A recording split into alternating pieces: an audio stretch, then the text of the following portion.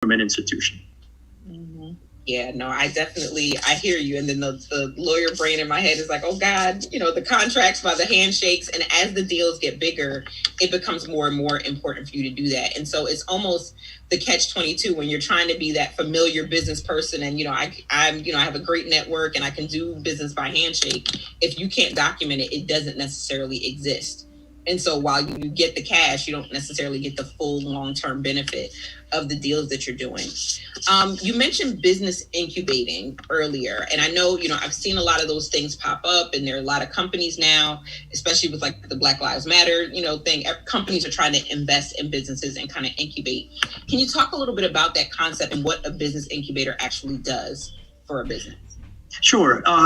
In general, what a business incubator is, it's a partnership that generally happens between state governments and local governments to identify either physical space so that startup entrepreneurs or even existing entrepreneurs that might be in that 1 to 3 or 5 year maturity level have the access to either physical space to conduct their business.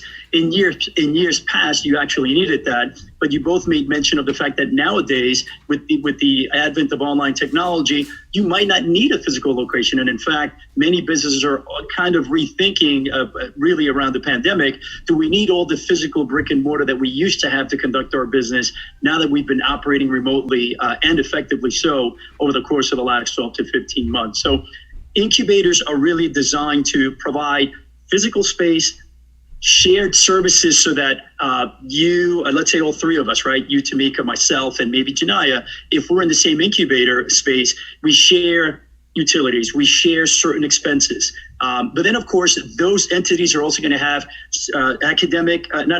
but administrative and technical support programs that you will likely have to attend, such as an 8-week entrepreneur, a business administration program, or how to ensure that your business is positioned for either financial capital and or that next level of growth. So those incubators will give you office space, shared expenses to a certain extent, but also give you the technical resources and courses that you may be mandated to attend for most incubators, not all of them. That makes sense. Mm-hmm. So it gives you the resources, but also the support. That makes sense. Correct. Those are kind of exciting to watch. I've watched some of those around here in Dallas. And some of them are specifically targeting, much like you mentioned earlier, women businesses of color, so and they'll take certain types of businesses in them as well. So right. That it's not all the same kind of business. So you get this synergy, and they'll even like barter between each other. So I've seen I need a graphic designer, and they'll kind of build this incubator space where you have someone in there and they might be trading services as they're all supporting each other, kind of growing their business as well. So I've seen those be really successful. It's exciting to watch those. That kind of leads us to, Phi Beta Sigma fraternity and the Bigger and Better Business Program. I always call it the Better Business Bureau, so I'm sorry. Just as powerful. Right. So, that's how we actually got connected with you, because DFree is piloting with actually the region for the Sigmas. And so we were able to kind of talk about and align with the Bigger and Better Business Program, the BBB. Do you guys call it the BBB? That is correct. It is Bigger and Better Business. And yes, we do abbreviate it Triple B. Okay, good. Let me do that. So I can the wrong thing. But what are some administrative kind of along that incubator kind of thought? What are some things that you guys do when folks are interested in starting a business? And what drew us to you is that you guys actually open out to the community. Yeah, so again, another great question, Janaya. And before I answer that, I do want to say that it really is a privilege for me to attend this on behalf of our Eastern Regional Director of Bigger and Better Business. His name is Ben Alston. And literally he's doing a fine job of leading that program in the region. I serve as the Bigger and Better Business Coordinator for New York State. And at a national, from a national 50,000 foot view, Bigger and Better Business is one of our national programs, our very first one actually, that was introduced back in 1924. And really it focuses on our umbrella program called Project Seed, which stands for Sigma Economic Empowerment Development. Underneath that, we have a number of pillars such as financial literacy, economic empowerment, generational wealth, volunteer income tax assistance programs, and then, of course, we have our Sigma Business Network. So to answer your question, what the totality of the Bigger and Better Business Program really is to promote, support, adopt, and provide the type of patronage assistance to all businesses, obviously Black and brown businesses, in terms of our footprint. So that's at a high level. We don't have specific programs that provide that type of technical business plan creation, technical assistance, if you will. But what we do is we do have a number of programs around the country, and certainly each region can conduct those programs when we bring in subject matter experts who are either within the fraternity or outside of the organization.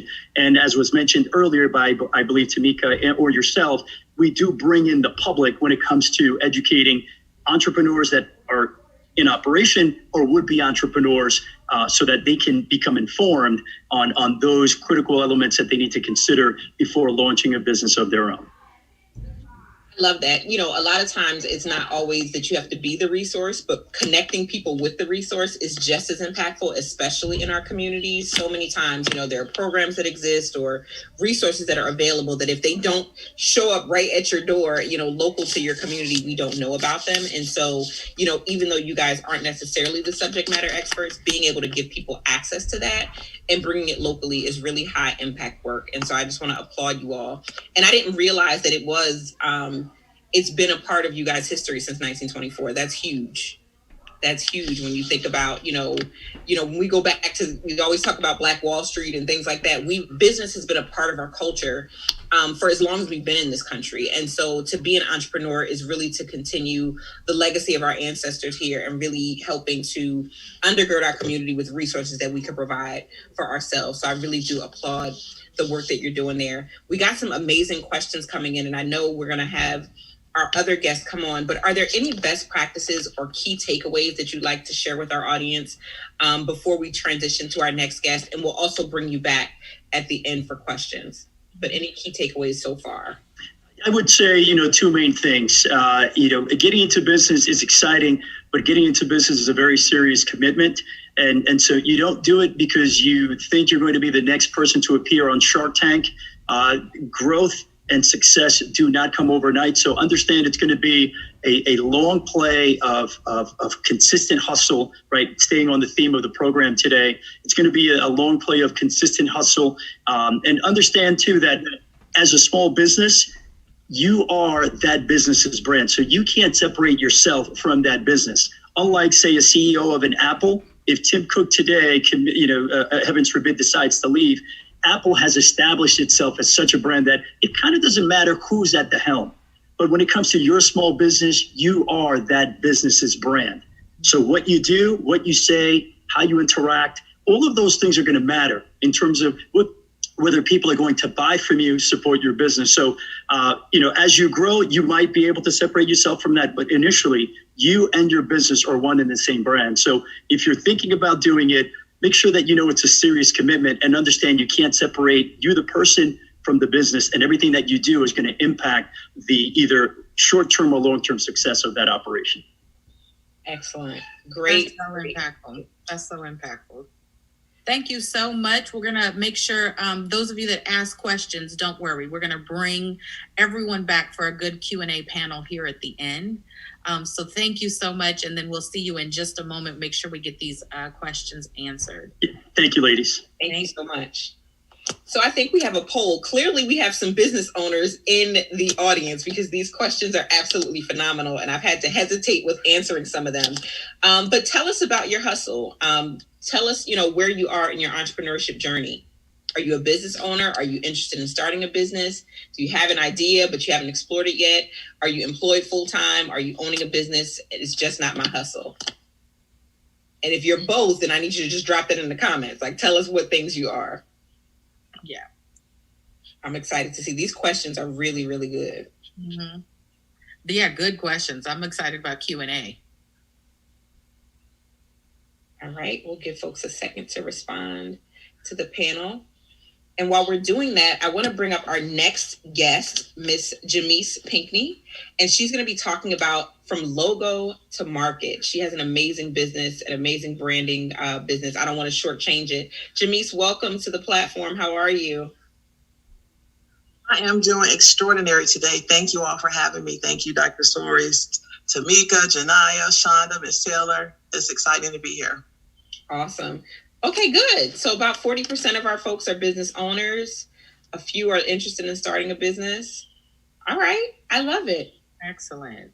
Excellent. Well, this is all for you all. All for you all.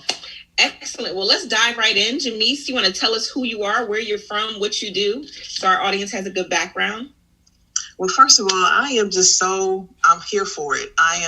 When I saw the theme, the hustle, I said, you know what? They're speaking my language and my journey.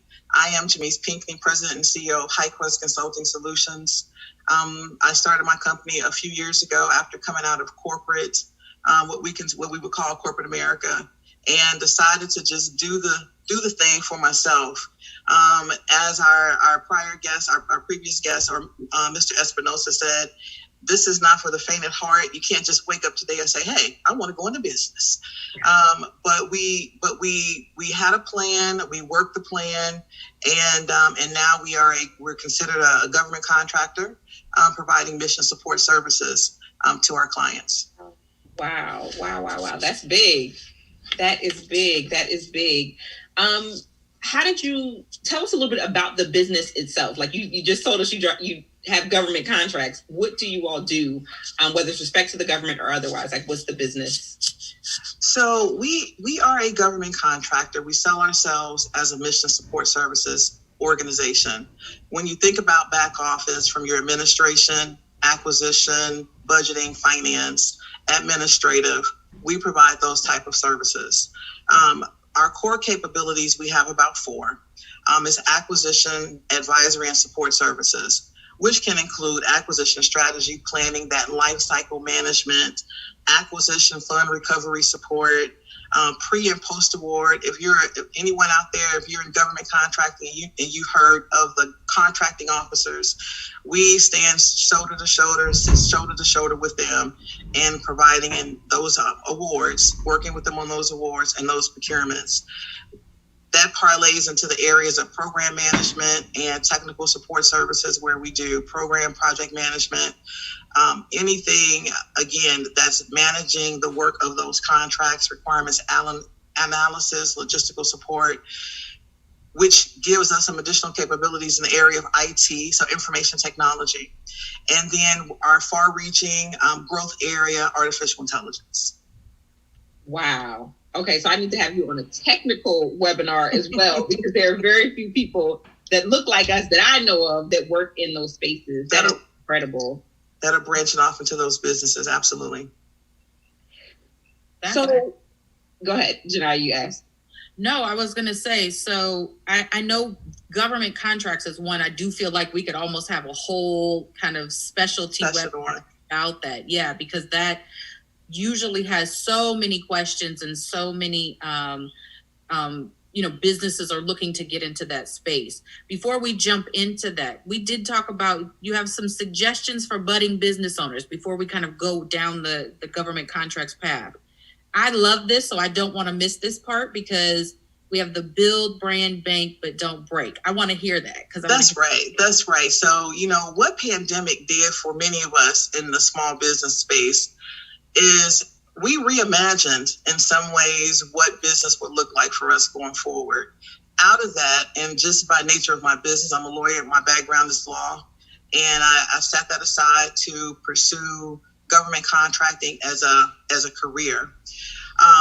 I get a lot of people that come to me and ask me, well, Jamise, I want to go into business, or, how do you go about going into business? Tamika, once from the time you hit law school, you start getting the questions from the family and friends about the contract. Mm-hmm. Okay. So, over the years, I've just built a arsenal of information that I wanted to then share. Out of that came the logo to market concept or initiative. And what we're doing is we're helping minorities, women, small businesses, existing, those that are looking to start businesses, take those ideas from logo to market. In a lot of cases, most people just don't know how to get started, right? What do I do? Do I go to the state? Do I go to the county? I think I saw a question about, do I need a license? Those type of things. So what I've tried to do is try to help compartmentalize some of those areas so that it makes a little more sense and easier and more palatable for small business owners or those interested in going into business to understand the process. So while our Mr. Espinosa had the P's, I'm going to bring the B's, okay? And we do that by, first of all, the first B would be believing in yourself, believing in yourself, having the confidence. And so I have a series that talks about skills out of your belief system for yourself that will enable you to do well in starting your business. The next pocket is building, right? So the word talks about building in Matthew, talking about building a solid foundation so that it will last. So you have those tools that go into your building blocks, the structure of your formation, all the legalities that go along with that, your IRS filings, the taxes, determining who you want in your space, on your boards, your vision, the logo, all of that comes in under the building umbrella.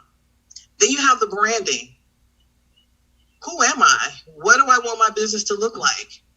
Mr. Espinosa said, you are the face of the business. So that goes into your mission, your marketing, your customer base, trademark, social media, having a social media presence. So all those things that help shape the branding of your business so that you can do what? Bank on your business, right? So now you have that building block of banking, and what goes into the banking of your business. First of all, a lot of small business owners and startups may not fully understand the importance of understanding your financials. So how do I read a financial statement? If you can't read your financial statements and you can't manage the business, right? So understanding your financial statements, the finances, you're having a CPA, having an accountant, having good banking relationships as it relates to accessing capital, the banking relationships, building your wealth, opportunities, credits versus debits. That's simple basics going back to even managing a checkbook. So that goes into the banking. And as you're moving across this anthem of B's, the believing, the building, the branding, the banking on your business, obviously you want to make profit, right? You're in it to ultimately do well. You want to make money at the end of the day, but it can get daunting. And so that's the other side of it. It's not going the way I thought. Well, I saw so-and-so. They started their business and they seem to be doing well. Well, what about me? I don't seem to be. Don't get discouraged in well-doing. So that B becomes don't break. You got to stick to it. You got to stay with it. So those would be some of the things that I would share for those budding business owners, those people who are interested in starting a business. You have an idea or a thought. You have to organize what you're trying to do, but you can definitely do it. You don't know how inspired I am. I mean, the thing is, the technicalities of it, and it can be very circular, but the way you've broken it down is really, to your point, it makes it palatable for people so that it doesn't overwhelm you. And I think a lot of times we can get either overwhelmed at the idea stage and you can't get it all down, or you get so excited that you run with the idea and forget that you didn't build anything. You don't have That's right. One of the questions in the chat is actually, when do you move from sole proprietorship to LLC? So you just running a business and none of the business infrastructure is there. And you would put that right in the building stage, because you need to know, am I going to start an LLC, which is a limited liability company, which shields you from certain liabilities, or do I start a corporation? Yep. Does that make sense for me? Or do you have an LLC where your accountant may say, do you want to be an S Corp or C Corp? Oh God. All those,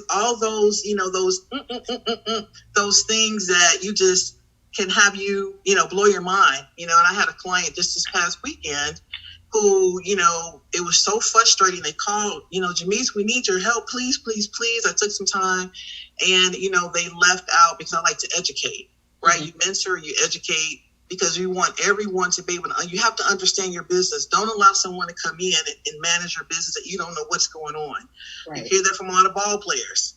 they making all this money and you brought X, Y, and Z in, and the next thing you know, it's time to retire. Where did all my money go? Right. So understanding who's managing with you in the business. But it's definitely doable, but you need to pace it out and make sure you're categorizing these things along the way. Excellent. So what are some of the resources that you would suggest for people that are starting a business? That's a great question. So I have a few that I would like to share. So the Small Business Administration obviously is a known entity, SBA.gov. You want to find organizations that's going to help promote, foster, and develop the small business success. Agencies like the Small Business Administration is really good in doing that. You also have an organization called SCORE. They provide mentoring and small business support. I think they're at score.org. You have your PTAC organizations. Those are your Procurement Technical Assistance Centers. They're funded through the DLA, I believe it's DLA.mil/small business. Go out there, you can find a PTAC center in your area. I believe there's a map, you can actually go out there and figure out where you are. But the PTAC centers can help. And these are organizations that provide mentoring, free education, free training that will really help you, undergird you as you start out your small business. And I think I may have your local chambers of commerces. Connect with your local chambers of commerce. The economic development division of these commerce usually are really good organizations. Somewhere along my entrepreneurship journey, I've touched each one of these. In fact, I was selected to become one of the SBA emerging leaders. I entered into their program in 2019 and graduated from that as one of their CEOs, emerging leader CEOs. So a great program that you can apply for. But the SBA offers a wealth of information and services for the small business and existing those entrepreneurs, people looking to get into business. Absolutely. I love it. I'm inspired myself. I got my own kind of business. The hustle. You got your own hustle. My own hustle. Jamise, I'm about to call you on the side. Listen, I was going to say, let me just go ahead.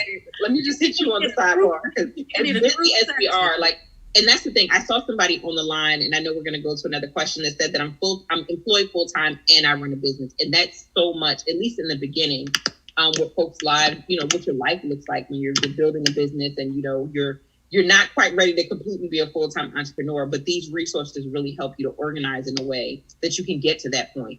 But girl, help! I'm calling. Right. Call me. Absolutely. And I know being on kind of the banking side in my background when I used to run branches, and bless our hearts, we used to come in and want to open business accounts, and we would hear, people talking, and especially Black and brown folks, we may have ignored some of these really critical steps and not really kind of got the B's that you mentioned, or some of the things Mr. Espinoza mentioned, of getting this really solidly built so that we can grow and go forward. And so it's so exciting to see the work that the two of you are doing. Before we transition to Q&A, I would be remiss if I did not shout out your sorority. Delta Sigma Theta sorority, yes. Because you guys are one of our legacy partners. You've paid down over $9 million worth of debt. $9 million. Challenge. Yes, so congrats to you. And also you serve on the National Economic Development Committee. So we just want to shout out if there's any resources, anything for you all to share. Congrats on the $9 million. And we're so happy to have you all as legacy partners. But wanted to make sure we got that in there to share anything before we kind of transition to Q&A. Well, I am again pleased and just excited to be here. I am a member of Delta Sigma Theta Sorority Incorporated, the greatest sorority on the planet, right? We are an incredible group of women. I serve on the National Economic Development Committee under National Program and Planning. For those sorors out there, we have an incredible small women's business entrepreneurship program that we've pulled together and have been working on over the years. So for the members, we do have internal tools and resources that are key just for you as a small business owner and entrepreneur. So stay tuned for some great things coming down the pike, but economic development is on the road. Yeah. Somebody just shouted out your Delta Red pages. I love it. They are in the red chat pages, showing all the love. Indeed. All the love. Indeed. So we'll bring Mr. Espinoza back because I know there's some great questions. Shonda, I think, is going to take some of this to help us field some. Might have to help him open his camera. I have to tell you guys. Sure, because there's some great questions in here. Come on back there. I think he's coming now. Okay. The Deltas are now in the chat. They're shouting you out as well. So we have a lot to talk about. That's Alpha Chi, Tennessee State. Oh, you see everybody coming in? And Northern Virginia, I'm the media past president of the Northern Virginia Alumni Chapter of Delta Sigma Theta. Yes, shout out to all the Deltas. All right, here comes the first question. Let's see. Oh, there's so many good ones. A question, but not that one. Let me see. Yeah, because The Whiteness of Wealth by Dorothy A. Brown speaks to taxes and taxation system as it relates to and how it impoverishes African Americans. Can either of you speak to this? Does anybody know anything about the whiteness of wealth and taxes and taxation system as it affects us? I am not familiar with that resource. Happy to look into it. What I will say is that if you look at the very wealthy in this country, they have a firm grasp, either they or their accounting firm or their tax professional have tremendous knowledge about taxation and the do's and the don'ts. And many years ago, a financial advisor that I used to work for had this running joke. What's the difference between tax avoidance and tax evasion? The difference is 20 years. So if you know what you're doing, right, you, under the law, if you know taxes, how they work, you can take advantage of either whether it's loopholes or the taxation code itself to keep as much of your income while still, again, maintaining within the applicable laws and statutes. So I don't know that resource, but I will tell you, if we knew more about our taxation and how taxes, especially as an entrepreneur, what are those things that you can deduct, what you can't? How do you create retirement programs or deferred contribution plans as a small business owner that allow you to retain more of your wealth now, as opposed to paying it all in taxes up front because you don't have those protections. So taxes do play a role in any kind of financial freedom. Your taxes will invariably be a part of that. Yeah, thank you. We have another question. What is a good platform for record keeping? What can we use? And that's to either. What was the question again? I'm sorry. This question is, what is a good platform for record keeping? For record keeping. Jimmy's, would you like to take that? I know you've got quite a bit. Yeah, I would just jump in there and say one good platform is QuickBooks. QuickBooks is basic. You can do the web version or you can do the downloadable. It's a standard across industry. QuickBooks is a really good system. Of course, as you grow and scale, there are other platforms out there that you can grow into for managing your finances. As it relates to payroll, ADP is a typical brand that is familiar across industries for processing payroll. But in terms of managing your everyday, and this is something that the everyday entrepreneur or existing business owner can use, QuickBooks. Thank you so much. Another question, are there any mentorship programs that you may know of? We're listed again, on those. Mm-hmm. Again, I would just offer, if you have someone in business that you look up to that has been there, done that, you're always wanting to look into the circle ahead of you, someone who has more, doing more than you do to keep you reaching. Find a good mentor that you can connect with that can help guide you through this entrepreneurial business process. In terms of businesses, I mentioned earlier, I believe SCORE is another good organization that provides mentoring that can be of support to organization. And Mr. Espinoza, you may have some other recommendations. Yeah, I would say I appreciate the ADP shout out since I serve as a sales executive running their mid-market client team for Brooklyn as well as New York City. So thanks for that shout out on the payroll side of things. I will say, you mentioned this earlier, Jamise, that your local chamber of commerce, I believe it's an untapped, it's a resource that is not tapped frequently.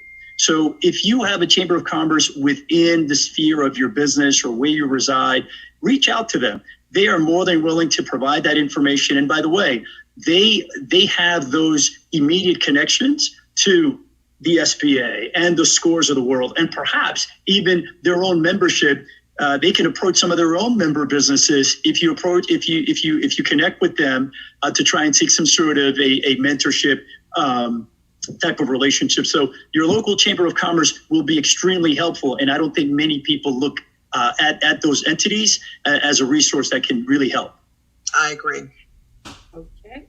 Thank you both so much. There's another question here, and I think we have two questions around the same question. So here, what are the clear steps for a single mom or single moms who are working full-time but want to become an entrepreneur? It's like, I want to take the step, but I'm afraid because I have to take care of my children. By the way, this person is also a member of Delta Sigma Theta Sorority Incorporated. Can I just offer just a couple of some takeaways that I want to leave with before our time run out, and maybe that will help address the question in some way. Not so much about her being a single mom, but just about your desire for those who are desiring to start a business. You ask yourself, are you ready to start a business? I'm going to have you think about this a little bit differently. So I'm going to say, to engage you, when I say don't start a business, you say if. Don't start a business if you don't know the business. You want to ask yourself, why me? Why now? Do I understand what I'm getting myself into? So don't start a business if you don't know anything about that business. Don't start a business if you don't know what the consumer needs. Mr. Espinosa mentioned this earlier about the consumer, understanding what the consumer wants right now. The pandemic basically demonstrated a lot of that for some of the small business owners who now are plussed up on the cleaning services, for those, delivery services, for those on the home food, you're getting the groceries and home delivery services and things like that. They skyrocketed during COVID because there was a need. I think even pet adoption, I read some statistics with the U.S. Chamber, pet adoption even increased because of companionship. People were looking for companionship. And so there goes the adoption. So those services. So know what your consumer needs. Don't start a business if you don't have the hustle and the strength to stick to it and hang in there. What price are you really willing to pay to do this for yourself? This is not a 9-to-5. This is a 24/7, 365 days a year gig. Don't start a business if you think that it's going to give you more free time. It is not. Again, this is around the clock, 24/7. I think Shonda may have mentioned, we've been up all morning and we were up all night, just kind of going back and forth. It just doesn't stop.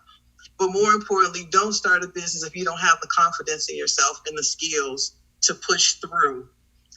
We see, and Mr. Espinosa mentioned about the Shark Tank. We see the glory behind things, but we never ask someone, what is their story?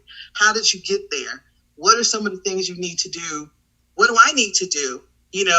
Don't think the grass is greener on the other side. Really give it some thought, some heartfelt, emotion behind that.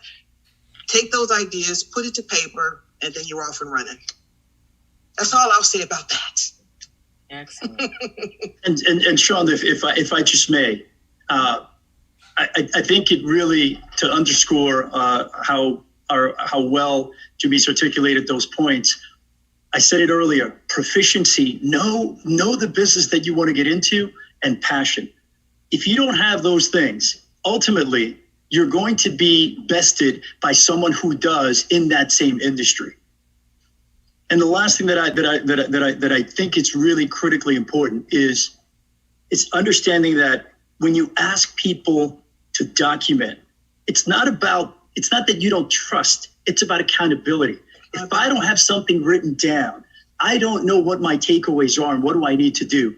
So the business plan helps you as the owner to focus on what you need to do. It gives you and I will be deliberate here, a blueprint. And secondarily, it gives your business associates, your employees, those entities with whom you're going to enter into contracts, and understanding that you do care about accountability. So if you don't care about accountability, chances are those that you do business with won't even pay attention to it. So it's not lack of trust, it's about accountability. That's right. Passion, proficiency, and accountability, not just to yourself, but to those with whom you might be doing business with. That's right. The strategic partnerships. This is why contracts are needed, non-disclosures are needed, teaming agreements are needed, subcontracts are needed. All these things, these documents are needed for accountability, and they're in this documented. So yeah. I agree. Frater Espinosa. With the number of questions we have in the chat, we could do a whole nother webinar with just questions. And so you all will be hearing from us with all these questions in hopes of getting all of them answered. The chat is still going, by the way, and Q&A is still happening. But as with D-Free, not only do we want to be D-Free with our money, but we also want to be D-Free with our time. And so we're very grateful for our guests today.